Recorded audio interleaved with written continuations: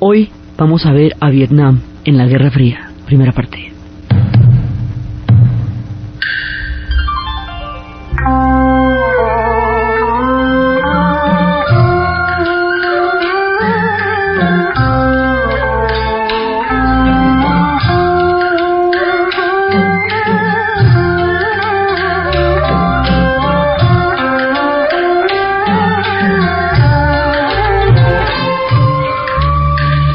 La vez pasada estábamos viendo la guerra de Corea y el macartismo y el papel que había jugado la península de Corea en todo el gran ajedrez del Asia. Ahora vamos a ver cómo es que entra Vietnam en el escenario. Entonces, normalmente, cuando uno habla de la guerra de Vietnam, cuando se habla de la guerra de Vietnam y que dice que los Estados Unidos se metieron en la guerra de Vietnam, hay una pregunta, bueno, ¿y cómo a qué se metieron en la guerra de Vietnam? ¿Por qué se metieron los Estados Unidos en la guerra del Vietnam? ¿Qué fueron a hacer para tan lejos? Fueron a ayudar a salir a los franceses, que habían sido derrotados por los vietnamitas en la batalla de Dien Bien Phu. Entonces dice uno, bueno, ¿y qué estaban haciendo los franceses por allá? ¿Qué los tenía en esos confines del mundo? ¿Qué los llevó a la Conchinchina? Y ahí nos vamos metiendo entre la historia del colonialismo con respecto a la Indochina, que fue todo una colonia francesa durante 100 años. Nos vamos metiendo en la historia del pueblo con quien se encontraron, que son todas las particularidades del pueblo de Vietnam, y cómo la coyuntura de la Guerra Fría va a cambiar la perspectiva colonial que tuvieron los franceses allá por una perspectiva de una política de contención para evitar el avance del comunismo durante el momento en que triunfa la Revolución China. O sea, aquí la cosa es de alta complejidad. Entonces, arrancamos. Resulta que después de la Segunda Guerra Mundial, Francia quiere recuperar las colonias que tenía en Indochina y que durante la Segunda Guerra habían estado invadidas por los japoneses, porque como Francia había caído y había sido invadida por Alemania, y Alemania era aliada de Japón, entonces Japón aprovechó la coyuntura para su proyecto de expansión en el Asia, que como habíamos visto, eso arrancaba desde Corea, la Manchuria, atravesaba la China, todo el sudeste asiático, Indochina, y llegaba hasta Kuala Lumpur, y llegaba a todas estas zonas. Entonces llegó hasta Birmania, además, hasta casi en el norte de la India, hasta Burma. Entonces, por eso, durante el tiempo en que los japoneses invadieron todo el Asia, hubo un paréntesis dentro de la colonización que habían hecho los franceses de la Indochina. Los franceses se habían metido a la Indochina hacía 100 años. Habían empezado por una política de expansión colonial. Entonces, en un principio, los franceses habían entrado en contacto con el pueblo de Vietnam hacia 1400 y 1500, y cuando había una pelea entre las dos dinastías, ellos tomaron parte por una de las dinastías, y eso les fue dando entrada poco a poco en la historia de Vietnam, pero un encuentro puramente comercial. El encuentro que va a ser ya colonial se va a dar es en el siglo XIX. Entonces, en el siglo XIX, Inglaterra y Francia van a colonizar al mundo entero. Entonces, habíamos hablado que cuando las colonias americanas abandonaron su situación de colonia y se independizaron a comienzos del siglo XIX, el colonialismo le tocó a las otras geografías, al África, al sudeste asiático, a todas las demás regiones que hasta entonces no habían sido colonizadas por Occidente. Entonces, Inglaterra y Francia van a tener una gran expansión, y esa expansión va a llevar a que Francia empezó poco a poco los contactos con Vietnam, pero realmente vino a tomar posesión colonial en 1854, aunque estaba dando pinitos y pasitos y coqueteos desde hacía como 40 años. Realmente eso se vino a concretar en 1854, aprovechando una vieja disputa entre la dinastía de los Trim en el norte y la dinastía de los Nguyen en el sur. Entonces los franceses, que habían sido partícipes anteriormente cuando había habido una rebelión de los tres hermanos contra la dinastía Nguyen y le habían pedido apoyo a Francia y Francia había apoyado, digamos, ya había tenido como injerencias dentro de los procesos políticos de Vietnam, muy tangenciales, pero las había tenido, y contactos económicos los había tenido, lo mismo que los portugueses los habían tenido también, y que en un momento dado habían tenido bastante lazos con la dinastía Trinh, que era la del norte. Ahora es un proyecto colonial, y ese proyecto colonial va a llevarse todo lo que se llama la Indochina, es decir, Laos, Camboya y Vietnam van a formar parte de un territorio colonial francés que se va a conocer como la península de Indochina. Es, digamos, todo. ¿Por qué Tailandia no? ¿Por qué Tailandia no cayó bajo la influencia francesa, bajo el colonialismo francés-británico? Por la historia del rey de Siam y su institutriz Ana. Porque el rey de Siam, Magut, en esa época tuvo perfectamente claro que el colonialismo era una situación de dependencia muy brava, y los Thai significa libre, el pueblo de Tailandia son los pueblos libres, y cuando él vio que la amenaza colonial hundía a toda la región, entendió con qué códigos los europeos veían el mundo y logró reproducirlos a toda velocidad utilizando el conocimiento que Ana le dio, y de esa manera logró salvar a Tailandia. Dijo, ¿qué es lo que llaman los europeos civilización? Que uno tenga embajadores. Bueno, usted y usted y usted, los que están allá parados, embajadores. ¿Qué es lo que llaman civilización? Que comamos con cubiertos, listo, hagamos pues.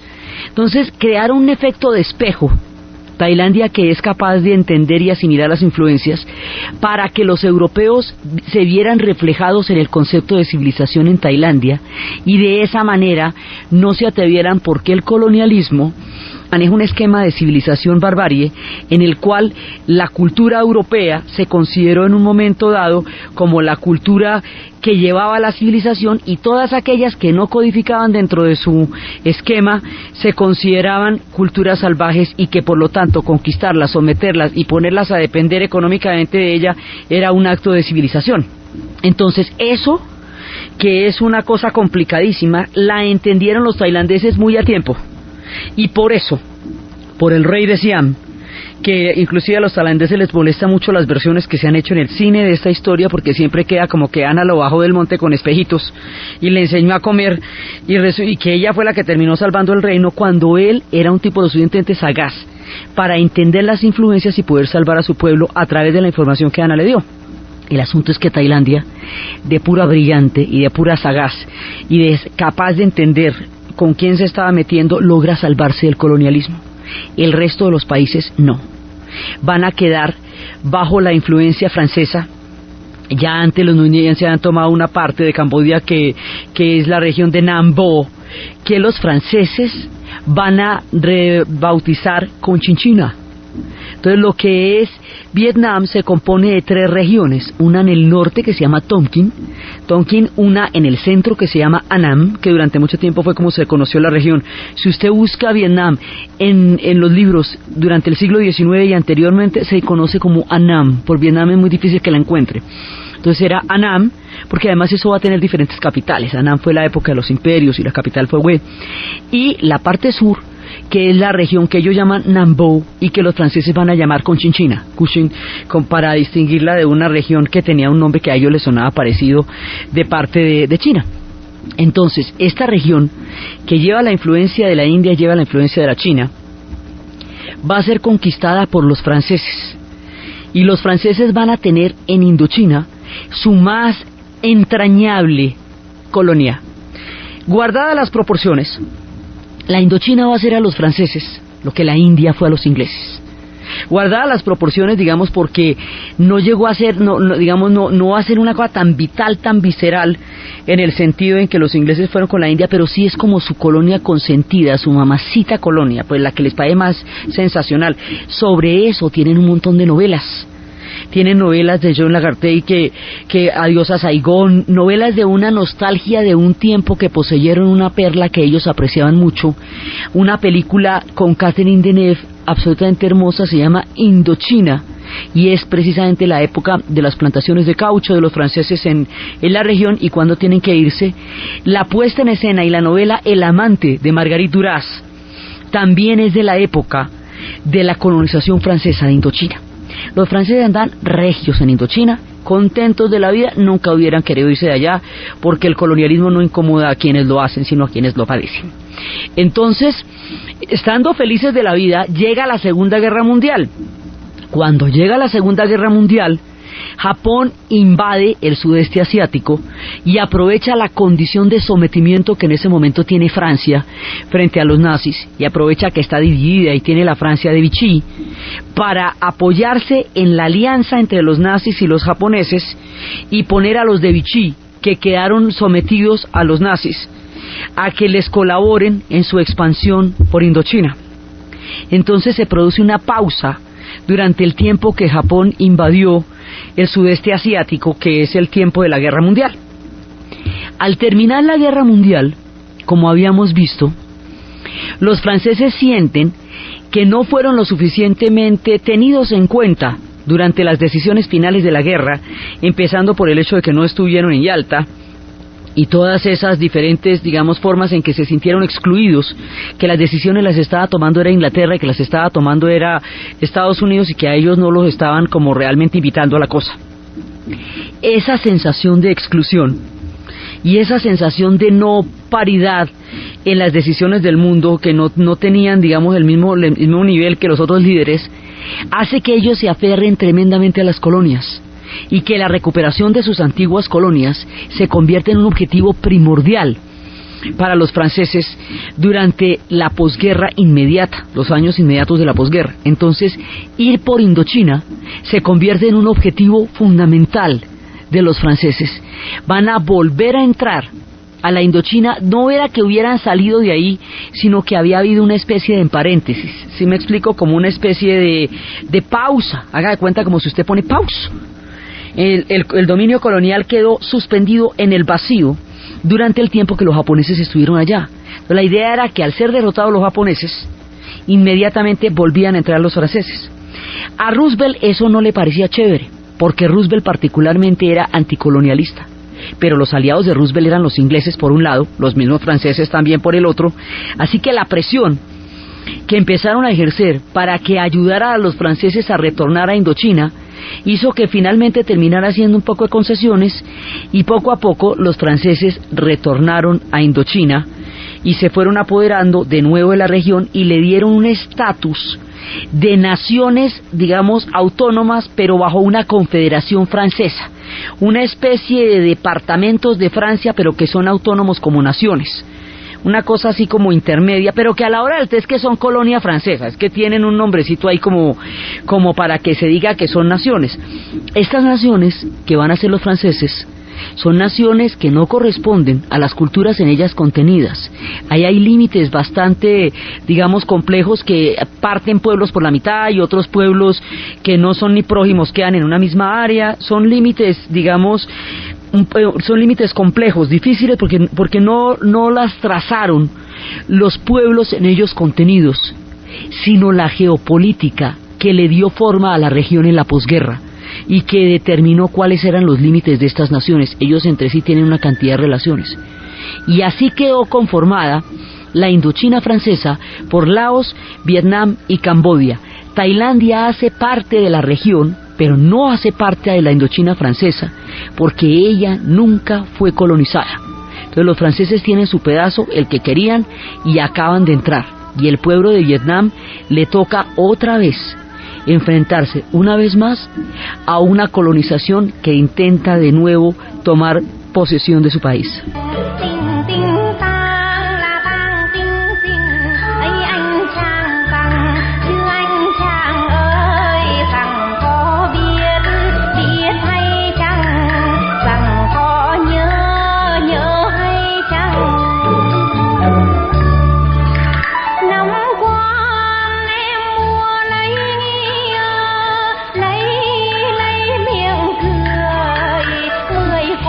Entonces los franceses vuelven a entrar a Indochina, segunda parte.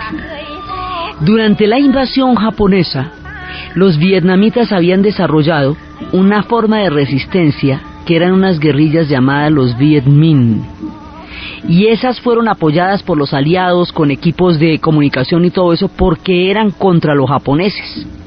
Ahora que los franceses vuelvan a entrar, esas guerrillas ya organizadas van a ponerse en la tarea de sacar a los franceses de ahí. Primero se pusieron la tarea de sacar a los japoneses, ahora se van a poner en la tarea de sacar a los franceses y más adelante se van a poner en la tarea de sacar a los norteamericanos. Porque la idea es que Vietnam no es de nadie, que esa tierra es de los vietnamitas y la vida va a ser muy dura para que ellos logren esa premisa en la historia. Entonces van a volver los franceses, pero aquí la cosa se nos complica. Se nos complica de la siguiente manera. Con el triunfo de la Revolución China, la Guerra Fría llega al Asia, como habíamos visto en el caso de Corea. Entonces es vista por los Estados Unidos el triunfo de la Revolución China como una expansión de toda la capacidad de poder y de dominación del bloque soviético. Entonces sabe que no se va a dar una guerra frontal entre los Estados Unidos y la Unión Soviética, pero que los conflictos van a ser tomados como parte de esa guerra. Así que la idea de que los conflictos de los pueblos sean tomados como parte de la estrategia de enfrentamiento de los Estados Unidos con la Unión Soviética a través de los otros pueblos es lo que va a llevar a lo que se llama la política de contención y a lo que se llama la teoría del dominó. La política de contención es la de Force-Dulles y la teoría del dominó es que si un pueblo se vuelve comunista, los pueblos que quedan en las fronteras se van a volver comunistas al mismo tiempo. Para evitar eso se va a crear la contención, que es una especie de dique geopolítico para evitar el avance de la Unión Soviética pasando por China, y para ellos es una misma cosa. Eso no lo era, digamos, en un principio eran un bloque, después eran enemigos y bueno, ahí se cuecen un montón de habas.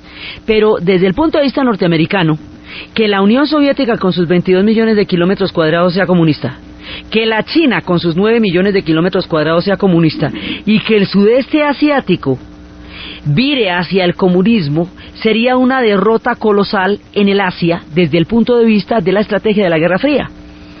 En ese momento necesitan desesperadamente una forma de poder penetrar la región. Entonces lo primero que van a hacer es cambiarle el estatus a Japón. Japón va a dejar de ser una nación ocupada y se va a convertir en una nación aliada, en un sentido análogo en el que habíamos visto que pasó con Alemania, cuando ya estallaba la Guerra Fría y Alemania dejó de ser un país paria, derrotado, ocupado, terrible como había quedado después de la Segunda Guerra Mundial, para empezar a convertirse en un aliado invaluable en lo que fue la formación de la respuesta a la cortina de hierro y al avance de Stalin en Europa. Entonces a Japón le pasa lo mismo, le cambian el estatus y lo vuelven un país más bien aliado. Eso es una parte, pero la otra parte es ver cómo se hace para entrar en la región. Entonces hay un interés de los Estados Unidos por entrar en la región para evitar la expansión del comunismo en el sudeste asiático, teniendo en cuenta que ha triunfado la Revolución China. Digamos, esa es la coordenada geopolítica de los Estados Unidos, por un lado. Por el otro lado, los franceses se van a meter allá de nuevo. Vietnam, después en 1954, Vietnam va a ser en la Convención de Ginebra, a Vietnam lo van a partir en dos por el paralelo 17. Lo van a partir en dos. Esa partición se va a hacer a unos pocos grados, es el paralelo entre el 16 y el 17, de donde originalmente se había dado una disputa entre la dinastía Trim y la dinastía Nguyen.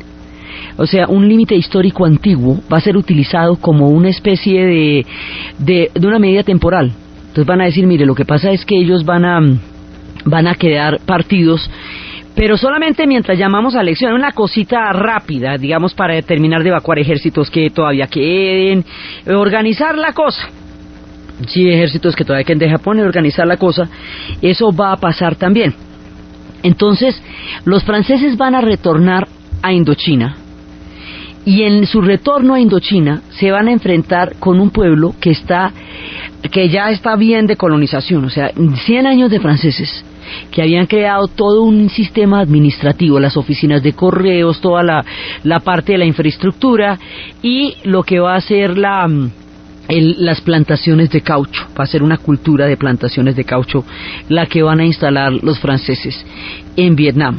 Entonces el pueblo de Vietnam no acepta este estatus, ni quiere que entren los chinos, porque los franceses, los vietnamitas tuvieron a los chinos durante 1000 años allá, ahorita veremos cómo es la cosa, ni quiere que entren los franceses, pero en un principio aceptan el retorno de los franceses, porque es preferible que entren los franceses que a los que están dispuestos a sacar, a que entren los chinos, que también lo intentaron, porque los chinos sí habían durado 1000 años en Vietnam, y eso era una cosa muy seria. Dice, bueno, que entren los franceses. ¿Por qué aceptaron la entrada de los franceses? Porque dices que si entran los franceses es un solo enemigo, uno solo. Pero si entra China, eso se complica porque los chinos son muy duros, y si entra una coalición y le van a montar a esto una especie de país de zona de ocupación, eso después se vuelve mucho más complicado sacar a todo el mundo de acá, y el objetivo es que Vietnam va a ser libre. Entonces, bueno, que entren los franceses, que ya los vamos a sacar.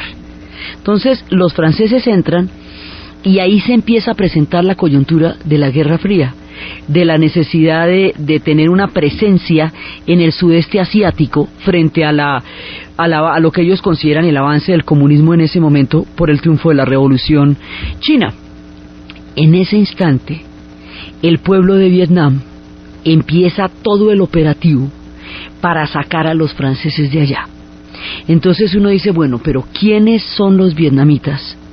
¿Cómo es que se van a encontrar los franceses con el pueblo de Vietnam? ¿Y cómo es que los norteamericanos se van a encontrar con el pueblo de Vietnam? ¿Quién es el pueblo de Vietnam? El pueblo de Vietnam es uno de los pueblos más decididos, con mayor voluntad de libertad sobre el planeta Tierra. El pueblo de Vietnam arranca su existencia desde una época contemporánea del Imperio Romano. Ellos eran los Viet, los Lac Viet. Este pueblo, Lac Viet, originalmente era animista y tenía un ancestral culto a los espíritus. Más adelante, en tiempos de la expansión de la dinastía Han, los chinos van a avanzar sobre Vietnam y lo van a invadir durante 1000 años. Al invadir a Vietnam durante 1000 años, van a llevar su sistema confucionista. Los vietnamitas ya habían conocido a Gautama Buda. Buda nace en la India, pero su doctrina va a moldear la historia es del sudeste asiático y de China y de más básicamente y de Japón. Su origen está en la India, pero su influencia va a ser en el resto del Asia. Es hacia el siglo I que empieza a circular la peregrinación y la religión del budismo a través de la ruta de la seda. Y va a llegar a Vietnam. Entonces Vietnam es animista del primer contacto con lo sagrado cuando aparecen los pueblos Viet. Budista porque el camino de Gautama Buda y su serenidad interior serán importantísimos en la formación de Vietnam. Y cuando lleguen los chinos, serán confucionistas, lo que significa el confucionismo es un orden social, una serie de círculos concéntricos que producen deberes y responsabilidades entre cada uno de los miembros de una sociedad, del soberano al súbdito, de los mayores a los menores, de los hombres a las mujeres, y ese engranaje de relaciones sociales le da una increíble estabilidad a las sociedades, hace que todo el mundo esté tejido dentro de una gran maquinaria que funciona muy bien si cada uno hace su parte. Esto va a crear un espíritu colectivo. Vietnam es un pueblo colectivo. El confucianismo es parte de ese carácter colectivo del pueblo de Vietnam. Entonces, su psicología es la del budismo, de Gautama Buda. Han tomado toda esa enseñanza del desapego, esa enseñanza de la senda media, esas enseñanzas de la sabiduría de Gautama Buda. Del confucianismo han tomado su orden social, y del Tao, que también le llega por la vía de China, tomarán el orden cósmico del yin y el yang, de las fuerzas que rigen el universo, de la lógica de las cosas que son y no son de la misma manera y al mismo tiempo, como se da el mundo en el Tao, y desarrollan un esquema cósmico complejísimo. Cósmicamente son pueblos del Tao, psicológicamente son pueblos budistas, socialmente son pueblos confucionistas, y su tierra está llena de espíritus sagrados a quienes rinden tributo en su vida cotidiana y en los altares que aún tienen en los almacenes. Esta sociedad tan compleja se va formando a lo largo de los milenios con una increíble y profunda simplicidad en medio de las complejas relaciones que maneja, que le van a dar una movilidad y una capacidad de llevar adelante sus objetivos en la historia que nadie se imagina y que el siglo XX tendrá la oportunidad de ver con creces.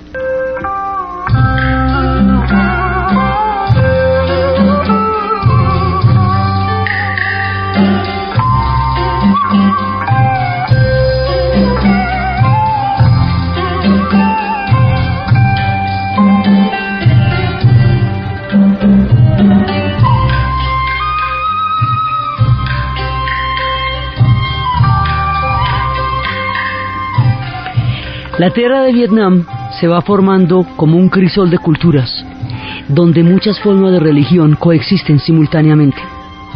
Ese país va a tener primero los 1000 años de invasión de los chinos. Al cabo de 1000 años, el pueblo de Vietnam se aburrió de los chinos y empezó una lucha. Los vietnamitas van a tener una estrategia de defensa que siempre les va a resultar.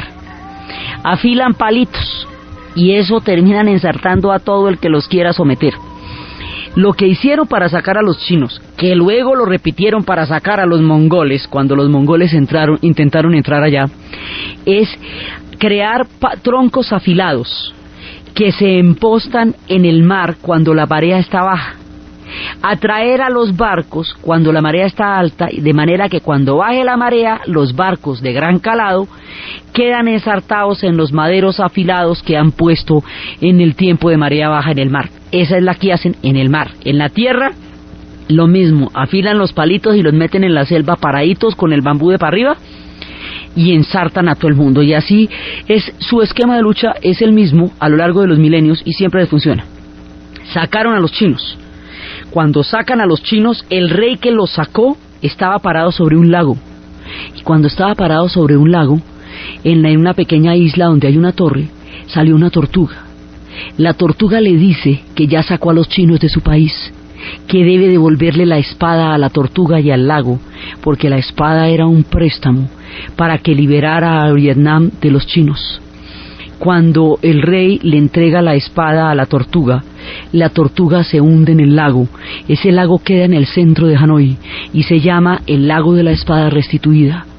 Y lo maravilloso es la semejanza que tiene con el mito del rey Arturo. Son casi contemporáneos, son del siglo X, en latitudes imposibles que nunca se conocieron.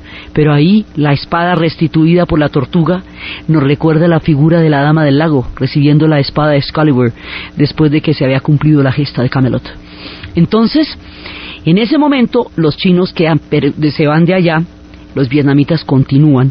Mientras continúan, se van haciendo fuertes, se van haciendo imperios, se expanden sobre Laos, sobre territorios de Camboya, se van convirtiendo en una nación importante, digamos en un reino importante, y luego hacia el año de 1400 va a haber una disputa entre los Trim y los Nguyen, y esas disputas, y además va a haber una rebelión contra los Nguyen en el sur, y en esas disputas es que los franceses van a tener una injerencia, porque los tres hermanos, ya que hicieron la rebelión contra los Nguyen, van a pedir ayuda a Francia, Francia les va a dar ayuda y de esa manera va a empezar a tener contactos con Vietnam, y por el otro lado los portugueses van a apoyar a los Trim. Ahí es cuando hubo una ruptura, digamos, como una especie de disputa por el poder de las dos dinastías alrededor de un muro que había en el paralelo 17. Históricamente esa fue la referencia de los años 1400-1500 durante los cuales se dio la disputa. Antes de la llegada de los europeos, los mongoles, que habían asolado toda el Asia, que habían rendido desde Samarcanda hasta Pekín, pasando por Kiev y todas las grandes capitales que habían destruido el mundo asiático, los mongoles pararon el reloj del Asia, mientras Europa entró en el Renacimiento. Y esa diferencia del reloj detenido durante los 2 siglos en que combatieron a los mongoles fue la ventaja histórica que hizo que los europeos, que durante la Edad Media habían tenido un desarrollo muy inferior a los que en ese momento tenía el Islam, o China, o India, o Mesoamérica, o los pueblos Khmer en Camboya, o los Viet en Vietnam, o los Ayutthaya en Tailandia. Eran tiempos esplendorosos para todos los pueblos, menos para los pueblos europeos, pero el tiempo en que los mongoles detienen el reloj hace la diferencia. Los mongoles, que arrasaron todo, que tenían primero las torres de cráneos y luego las de ladrillos, cuando se metieron con los vietnamitas derrotaron a los mongoles. Solamente los vietnamitas y los caballeros teutones en el norte de Rusia y los mamelucos en Egipto pudieron evitar que los mongoles invadieran esas zonas. Uno tiene que ser muy bravo en la vida para detener una invasión de los mongoles, ¿no les parece? Pues porque los hombres eran bravos, sumamente furiosos. Entonces los vietnamitas con la misma le ponen los maderos en el mar, y cuando llegan las flotas mongolas, que ahí van a llegar por el agua, no por la estepa, porque esto no es estepa, esto ya es selva. Los mongoles avanzaban perfectamente por todas las estepas del Asia Central, pero es que este es el sudeste asiático, esto no es la estepa, esto es selva y montaña. Entonces van a llegar por el mar. Entonces cuando intentan llegar por el mar es cuando les ponen los maderos afiladitos de para arriba, y ahí los derrotan. En sus museos de la guerra esos maderos afilados de para arriba son parte de sus más preciados testimonios de su aprecio y su amor por la libertad. Entonces no entraron los mongoles. Luego llegan los europeos con nadito de perro, un poquitico al principio, una cosita, mira aquí, necesitas que te ayude pues yo para esta rebelión, así, mira tal. Pero más adelante, en el siglo XIX, ya van a entrar con todos los hierros y se van a apoderar. Sobre todo los franceses tienen lazos muy estrechos con la parte sur, con la parte de la dinastía Nguyen.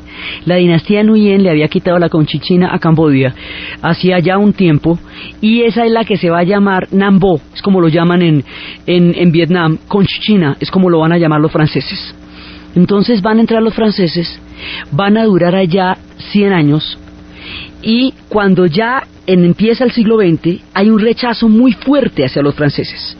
Ya hay es considerada humillante la colonización de los franceses, y ahí es cuando aparece un personaje que no tiene igual en la historia, un personaje de novela, digno de muchísimas miniseries, un personaje absolutamente increíble: Ho Chi Minh. Este personaje es hijo de un alto diputado de provincia que, por oponerse a los franceses y por detener y por ocultar y dar apoyo a pueblos que estaban siendo esclavizados para crear carreteras que se llamaban los culíes, fue expulsado de su cargo y tuvo que salir de Francia, tuvo que salir de Vietnam. Entonces su hijo tuvo que salir también. Ho Chi Minh se va a ir en un barco francés, se va a ir de cocinero. Él va a tener una vida de aventurero, va a ser cocinero en el barco, va a ser hasta retocador de fotografía. En una época estuvo de Buda clandestino por allá, de monje budista, andando de monje budista por los caminos. Él va a recorrer el mundo en ese barco, va a ir a Francia, va a ir a Alemania, va a ir a África, al norte del África, va a hacer un gran recorrido, va a llegar en el momento en que está terminando la Primera Guerra Mundial, cuando el reparto de las naciones en Versalles, va y se consigue una sacoleva como 10 veces más grande que él, se veía chistosísimo allá metido, y dijo: mire, yo vengo de parte de la República de Annam, soy representante de Annam. Y le dijeron: ¿a qué Nam? Bueno, sigue nomás, porque nadie sabía que era eso. Entonces fue, además, ese gesto lo hizo muy notorio. O sea, llega un tipo por acá, aparece con una sacoleva chistosísima y dice que viene de Annam, y nadie sabe dónde queda eso, y el tipo viene con una posición clarísima sobre Annam. Pues bueno, sigue. Entonces, en Europa, él se va a dar cuenta de una cantidad de cosas. Primero, que el pueblo europeo también tiene hambre, que los franceses también están llevados, porque él solamente conocía a los franceses en términos de oficiales, recaudadores de impuestos, administradores, oficiales de aduana, de alcabalas, pero no se imaginaba que había un pueblo raso también muy pobre dentro de Francia. Entonces se dio cuenta que la pobreza no era solamente un problema de nación, también era un problema de dónde había nacido usted. Y estando allá, va a entrar en contacto con dos cosas. Por un lado, va a entrar en contacto con las ideas de Marx y de Lenin, que están en ese momento sacudiendo el mundo intelectual de los europeos. Y va a encontrar que en el proyecto comunista hay una oportunidad muy grande para su proyecto nacionalista de liberar a Vietnam y a Indochina de la dominación francesa, que es una cosa que él tiene clarísima.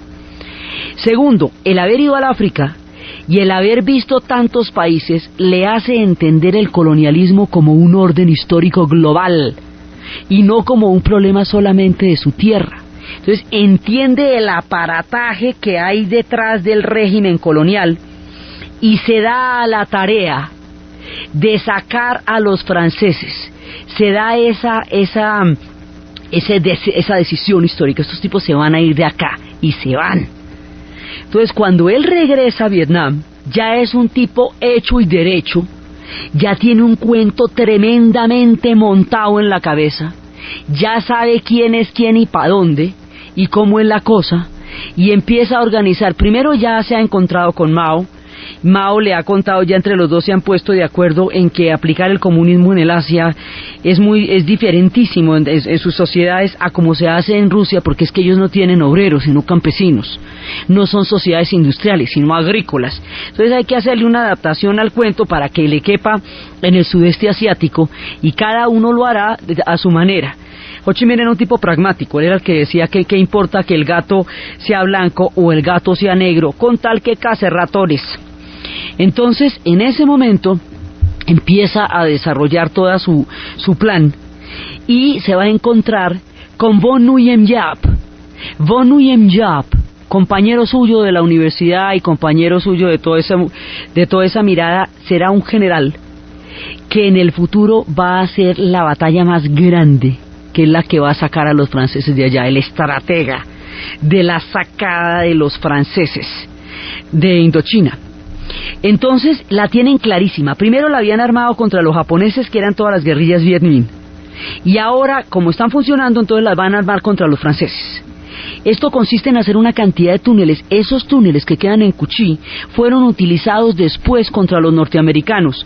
Es todo un sistema de un mundo subterráneo debajo del suelo de Vietnam, donde se mueven en términos de cocinas, en términos de comedores, en términos de todo lo que usted quiera. Hay una sociedad metida, hay una sociedad hormiga metida debajo de la tierra que los franceses no ven. Los franceses fueron brutales y fueron muy humillantes con ellos, sobre todo durante esta segunda parte, y eso va a avivar el odio y la necesidad de sacarlos de allá. Pero entonces Ho Chi Minh dice, mire, los franceses no se van si no se les inflige una derrota militar poderosa, una cosa seria, mejor dicho, que usted se sienta que perdió. No hay vía diplomática aquí. No hay ningún cuento que les podamos echar para convencerlos de que nosotros necesitamos ser libres, distintos de sacarlos por las vías de hecho. Así que nos vamos a dar a la tarea de tener una batalla que es la que saque a los franceses de acá. Y eso es, digamos, toda la estrategia. Giap tenía una esposa a la que adoraba. Esa esposa fue metida a la cárcel por los franceses y murió torturada estando embarazada con ratas en la celda. Eso hacía que para Giap sacar a los franceses se le volviera un problema personal. Los franceses utilizaron toda clase de maldades contra el pueblo de Vietnam, incluidos los primeros bombardeos de Napalm. Los hicieron los franceses, tanto que los vietnamitas pensaron que era una bomba atómica la primera vez que lo vieron, no sabían que era eso. No fue masivo, se utilizó, pero no fue un arma, digamos, con la frecuencia con que se utilizaría después en el momento en que los norteamericanos llegaron allá. Entonces los franceses están en plena, digamos, campaña de sacarlos de allá. Las tropas que están en Indochina son las tropas coloniales, es la legión extranjera, son los de Beaugest, son los de las películas, con el gorrito ese, con el kepis que tiene una telita atrás que parece una cortinita para que no se les queme el cuello, y que van con esos equipos con esos morrales trotando por el desierto. Esa, la legión extranjera, esa donde usted se metía sin preguntarle nadie de dónde venía ni nada. Usted podía ser el más maloso, que nadie le preguntaba quién era, pero con una sola orden que desobedeciera lo fusilaban. Esa era la legión extranjera. Esas tropas coloniales están en Indochina. Van a crear una fortaleza de Padre y Señor Nuestro en un triángulo que es un punto donde usted se puede comunicar con toda la Indochina, en una zona en el norte de Vietnam que se va a llamar Dien Bien Phu. En esa zona de Dien Bien Phu se establece un triángulo donde se encuentran todas las fronteras de la Indochina francesa. Es un punto nodal. Allá van a crear una fortaleza que consiste en 4 grandes, grandes fortificaciones completamente inexpugnables en una montaña, cada una a una altura diferente, cada una con un nombre de mujer. Esas fortalezas van a estar custodiadas hasta por dragones. Eso ahí no pasan ni los malos pensamientos. Tomarse esa fortaleza y sacar al grueso del ejército colonial francés de ahí es el objetivo de la batalla, desde el punto de vista de Ho Chi Minh y desde el punto de vista de Nguyen Yep. Y empiezan. Pero entonces, ¿cómo se va a meter usted en esas fortalezas si es que ahí no pasan ni los malos pensamientos? Van a utilizar otra de las tácticas que ellos tienen y que resultan increíblemente efectivas. Movilizan a todo el pueblo. El pueblo de Vietnam actúa como una sola persona. Se mueven como una sola alma cuando la historia así lo necesita. Son gente dulcísima, con una sonrisa de amabilidad muy especial, pero si usted se mete con ellos y los va a agredir, ellos se pueden poner muy bravos.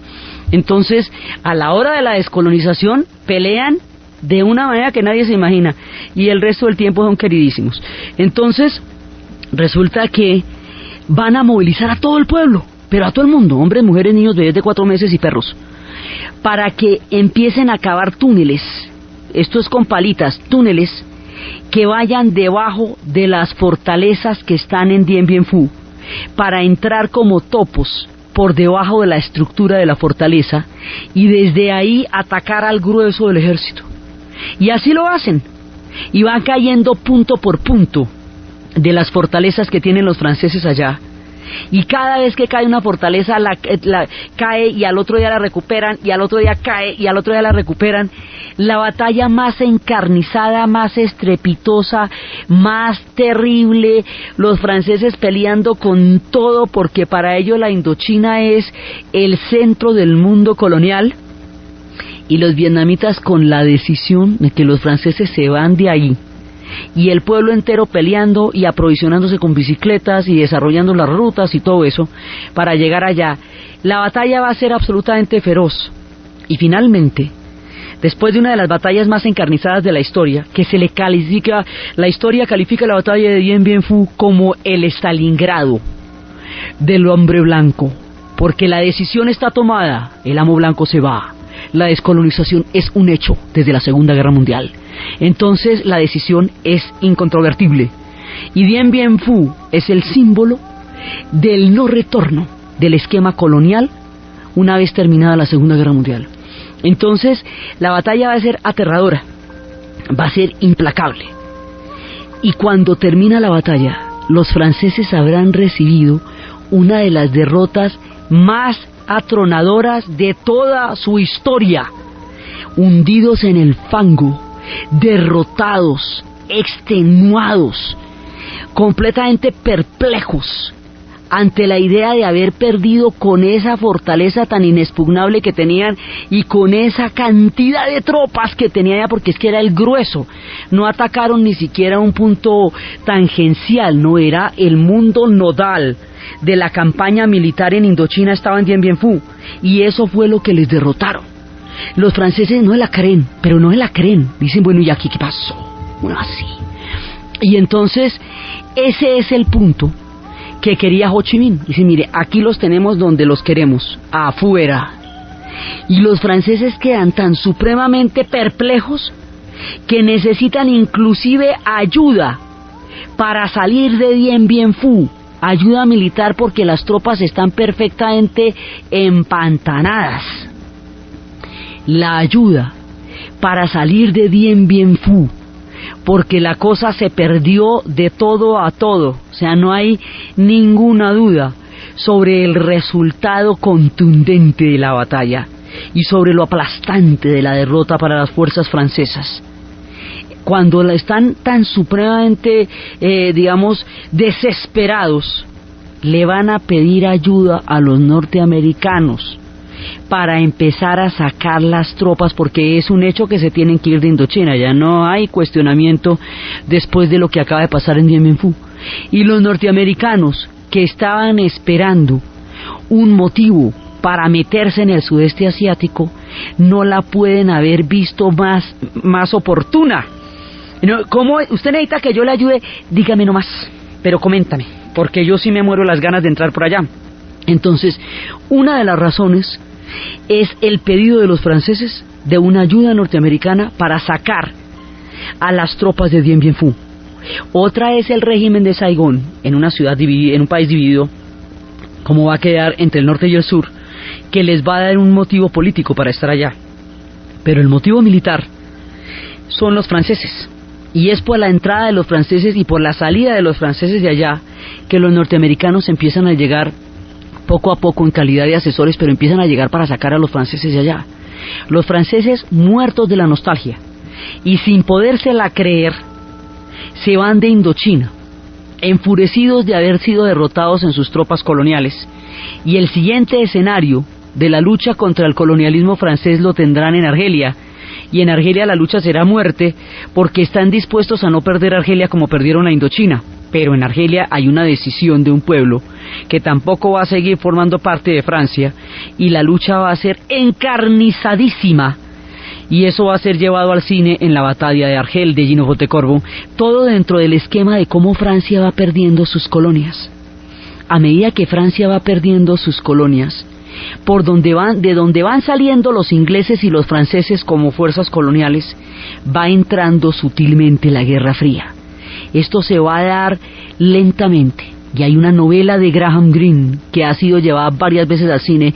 Una de sus últimas versiones es interpretada por Michael Caine, El Americano Impasible, que es la manera como empiezan a entrar lentamente en la Indochina como una parte de la política de contención para cumplir las metas del gran juego que se está dando, porque la Guerra Fría ha trasladado una parte importantísima de toda su gran escala al Asia, y Vietnam se va convirtiendo lentamente en uno de las miras más importantes de la Guerra Fría, siendo su problemática absolutamente particular, su lucha colonial, pero va a quedar metido dentro de esto a medida que los cambios históricos, hay un relevo ahí.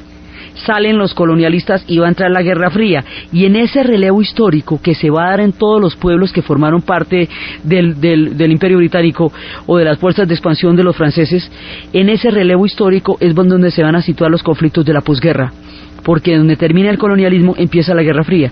Entonces la larga lucha de liberación de Vietnam, desde los chinos, los mongoles y todo el mundo, pasa en la coyuntura de la liberación de los franceses por el comienzo de la Guerra Fría en la región. Y el comienzo de la Guerra Fría en la región vincula directamente a los norteamericanos con este conflicto a través de la política de contención. Y la entrada de los norteamericanos a través de la política de contención es lo que va a llevar a una dinámica que poco a poco va a llevar a un enfrentamiento directo con ellos. Y ese enfrentamiento directo con ellos es lo que vamos a ver en el siguiente programa. Entonces estábamos viendo cuál era toda la secuencia histórica que va a pasar hasta Dien Bien Phu. Después vamos a ver cómo y por qué se partió ese país por el paralelo 17, quiénes lo partieron, cómo no fueron los vietnamitas los que lo partieron, cómo queda un régimen al sur en Saigón y un régimen al norte en Hanoi, cómo Ho Chi Minh va a ser nombrado presidente del norte al abdicar el emperador Bao Dao, y cómo en el sur va a haber un régimen que va a ser apoyado por los franceses y más adelante por los norteamericanos, y cómo se van formando dos componentes que van a entrar en una lucha interna y cómo la coyuntura de la Guerra Fría va a llevar a que en esa lucha interna los norteamericanos se vayan a ver cada vez más involucrados y se vayan a meter en una de las guerras, si no la más compleja de toda su historia hasta el momento del relato, porque están metidos en una que no te imaginas cómo ir a acabar, ¿no? En una de los conflictos más graves que han tenido hasta ahora, si no el más, hasta el momento del relato, que es lo que se conocerá como la Guerra de Vietnam. Entonces, desde los espacios de la Indochina francesa, desde las profundas nostalgias coloniales, desde la voluntad y la decisión de libertad de un pueblo, desde los personajes legendarios que hicieron posible que esa voluntad se cumpliera como un destino histórico, y desde los acontecimientos que se van a ir enredando hasta llevarnos a uno de los conflictos más emblemáticos de todo el siglo XX y de toda la Guerra Fría y de toda la información y de los medios, que será conocido como la Guerra de Vietnam. En la narración, Diana Uribe; en la producción, Manuel Rivas. Y para ustedes, feliz domingo.